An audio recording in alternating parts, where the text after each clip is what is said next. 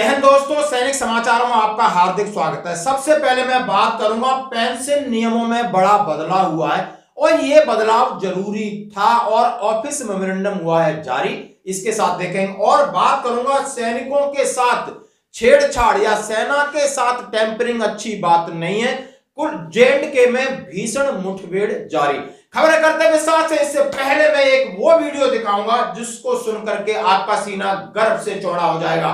आपका नहीं हो जाएगा, उस संत का भी हो जाएगा। और संत का नाम है प्रेमानंद जी महाराज, जिसके आगे कोई IAS जाता है, IPS जाता है, यदि वो अपना परिचय देता है तो उनकी गर्दन नीचे रहती है। वो किसी के सामने गर्दन नहीं उठाते हो। जब कहा किसी ने कि आपसे मिलने के लिए सेना के जवान आए, हमें बहुत अच्छा लगता है यार जब हम अपने भारतीय सैनिकों को देखते ना। तो उन्होंने कहा कि सेना के जवानों को देखकर मुझे गर्व होता है और मेरी छाती फूल जाती है। उन्होंने कहा ये असली देशभक्त है और ये हमसे भी ज्यादा है, ये राष्ट्रभक्त है और हम भगवान भक्त हैं। हम इनकी भूरी भूरी प्रशंसा करते हैं और उनके चेहरे का नूर देखिए कितने उत्साहित हैं। और ये है आपके लिए। इस तरह जनता भरोसा करती है, संत भरोसा करता है। और इस भरोसे के बाद मैं आपको शुरू करता हूं छोटे छोटे दो वीडियो जो आपको देखने होंगे। दिया गया, अगर देश के पहले प्रधानमंत्री सरदार वल्लभ भाई पटेल होते तो मेरा कश्मीर का ये हिस्सा आज पाकिस्तान के पास न होता। हाँ जी दोस्तों, अभी आपने माननीय प्रधानमंत्री जी का ये वीडियो देखा और वो क्या कह रहे हैं वो आपने सुन लिया। ये कौन सा लोकतंत्र था, पंडित नेहरू जी को बिठा दिया।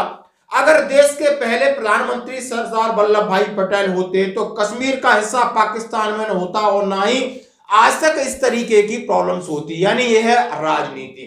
1947 से इस पर राजनीति खत्म नहीं हुई है। वही हमारे माननीय प्रधानमंत्री जी चिल्ला चिल्ला के कह रहे हैं कौन सा लोकतंत्र है। उसके बाद मैं आपको बताना चाहता हूं कर्नल अमित कुमार साहब ने जो ट्वीट किया है, उन्होंने बहुत अच्छी बात की। उन्होंने कहा है पुंछ जो ऑपरेशन हुआ है उसमें save innocent soldier, spare some time and stand for them, please ensure the अफसर and man are given fair inquiry, it is learn that they are being asked to face two inquiry at the same time which is illegal. उन्होंने कहा है कि हमारी भारतीय सेना धर्म से परे, यहां सर्वधर्म संभाव हमेशा रहता है और इनको इस तरीके से देश की जनता से मैं रिक्वेस्ट करता हूं, माननीय प्रधानमंत्री से करता हूं कि सेना के साथ ज्यादा हस्तक्षेप ना करें और जनता को भरोसा दिलाए कि सेना कोई ऐसा काम नहीं करती कि जो देश के अंदर कोई इनोसेंट लोग हैं उनके साथ जाकर किसी तरीके का दुर्व्यवहार करे, क्योंकि सेना की ये आइडेंटिटी नहीं है। आज मैं कर्नल अमित साहब के इस पहल को शुरू करता हूं कि हमें अपने सेना के अधिकारियों के खिलाफ जो कोर्ट हो रही है या उनके हाथ बांधे जा रहे हैं या उनके ऊपर अंकुश लगाया जा रहा है, हम इसके खिलाफ हैं दोस्तों। और अब आप बात करते हैं पेंशन नियमों में बड़ा बदलाव। हाँ जी दोस्तों, पहले मैं आपको ऑफिस मेमोरेंडम दिखाऊंगा, फिर जो न्यूज निकली है आप ये देखिए कि नए पेंशन नियम, केंद्र सरकार की ये महिला कर्मचारी अब पति के बजाय बच्चों को पारिवारिक पेंशन के लिए नामांकित कर सकती हैं और 1 जनवरी 2024 से लागू है। पहले पूरी खबर सुनिए, इसका मतलब क्या निकलता है इसके बारे में बताऊंगा दोस्तों। पेंशन और पेंशन भोगी कल्याण विभाग ने घोषणा की है कि एक महिला केंद्रीय सरकारी कर्मचारी अपने पति या पत्नी के बदले पारिवारिक पेंशन के लिए अपने बच्चे या बच्चों को नामांकित करने का विकल्प चुन सकती है यदि वैवाहिक कलह के कारण अदालत में तलाक की कार्रवाई दायर की जाती है, कानून या भारतीय दंड संहिता के तहत मामला दर्ज है।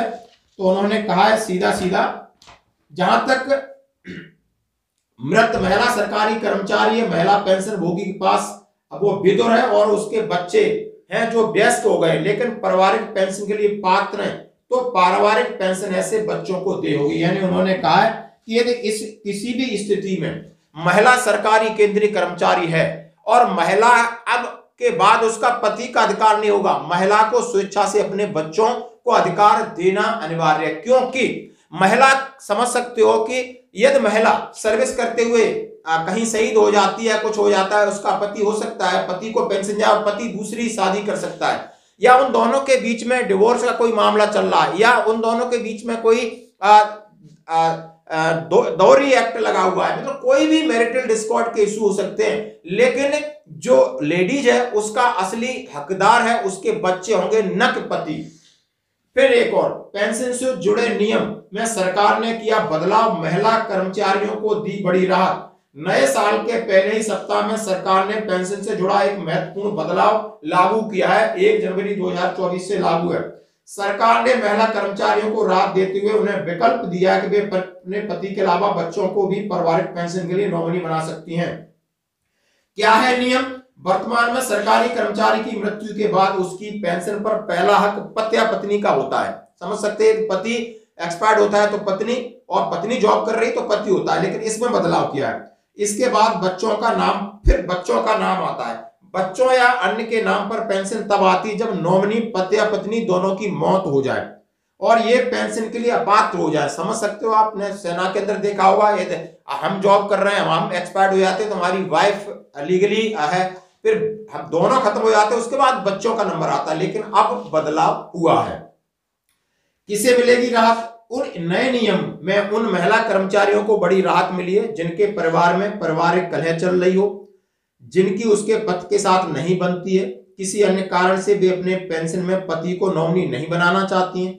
ऐसी महिलाएं अब अपने बच्चों के भविष्य को सुरक्षित करते हुए उन्हें अपनी पेंशन में नॉमिनी बना सकती है। इन परिस्थितियों में मिलेगी राहत यदि सरकारी कर्मचारी महिला या पेंशन भोगी तलाक का केस चल रहा है, या घरेलू हिंसा का केस चल रहा है, या मृत्यु के बाद वरीयता दी जाएगी। इन शर्तों का करना होगा पालन। महिला सरकारी कर्मचारी की मृत्यु के बाद पति और बच्चे पात्र हैं तो पेंशन उन्हें दी जा सकती है। लेकिन जहां मृत्यु की तारीख तक बच्चे पात्र नहीं है तो ऐसे मामले में पति को पेंशन दी जाएगी। महिला सरकारी कर्मचारी की मृत्यु के बाद उसके परिवार में अवयस्क बच्चे, मानसिक विकार या विकलांग बच्चे हैं तो महिला के पति को पेंशन दी जाएगी।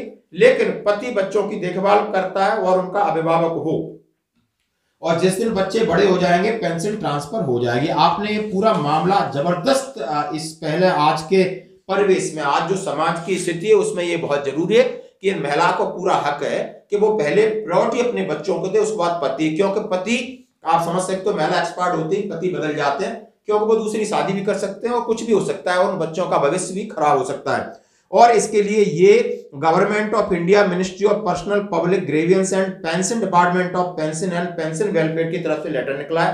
लोक नायक भवन 1 जनवरी 2024, ऑफिस मेमोरेंडम है, subject amendment to CCS pension rule 2021, allow female government servant female pensioners to nominate her child and children for family pension in precedence for her husband in the event of marital discord, leading of filing of divorce proceeding court of law, filing case under protection of women from domestic violence act, दोहरी provisions act for Indian penal code।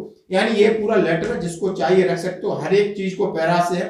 Ravindra Kumar director हैं, हर जगह उन्होंने, चाहे PCDA, सीजीडीए, हर जगह ये ministry of railway, ministry of defence, सबके लिए उन्होंने ये कॉपी भेज दी गई है। 1 जनवरी 2024 से ये ऑफिस मेमोरेंडम, यानी यहां से जैसे ही न्यूज निकली और वैसे ही उन्होंने आदेश भी पारित कर दिया। आप इस आदेश की कॉपी देख सकते हो दोस्तों। अब मैं बात करूंगा कि हाँ जी दोस्तों, कल एक गांव में तलाशी के दौरान जम्मू एंड कश्मीर में कुलगामा के पास ऐसी खबर मिली कि यहां पर आतताई आतंकवादी छिपे हुए हैं। जैसे ही सर्च ऑपरेशन सेना ने लॉन्च किया और वैसे ही आतंकवादियों ने फायरिंग शुरू कर दी। अब सेना को यह नहीं पता चलता कि सामने वाला आतंकवादी है या सिविलियंस है। ऐसी परिस्थिति में काम करना कितना मुश्किल हो जाता है, जहां पर गृह मंत्री ने कहा कि इन्हें कठोरता से कुचलने के आदेश दे दिए कि जिस भी तरीके से आप कुचल दीजिए। सीआरपीएफ, पुलिस और आर्मी का संयुक्त एक ऑपरेशन है, लॉन्च किया गया है। कितनी कंडीशन होगी, मैं आम आदमी से सवाल करता हूं सभी से, कि जहां पर ऐसे लोगों के बीच में क्या सर्च करेंगे। उनके पहनावा इस तरीके का है, रहन सहन सबकी है, वेशभूषा एक है, अब किसके माथे पे लिखा है कि मैं आतताई हूं।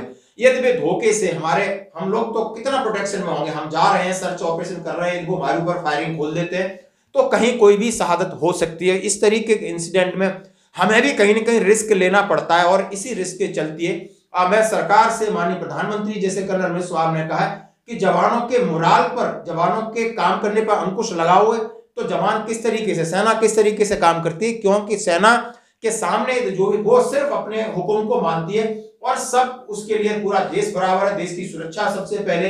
यही एक ऐसी संस्था है जिसमें उन्होंने कहा है यदि कोई ऐसा एकाध इस मनोवृत्ति का होता है तो उसको कोर्ट मार्शल करके घर भेज दिया जाता है। लेकिन सेना आज भी स्वच्छ है, सभी धर्मों का समान आदर करती है और हमें सेना का आदर करना चाहिए।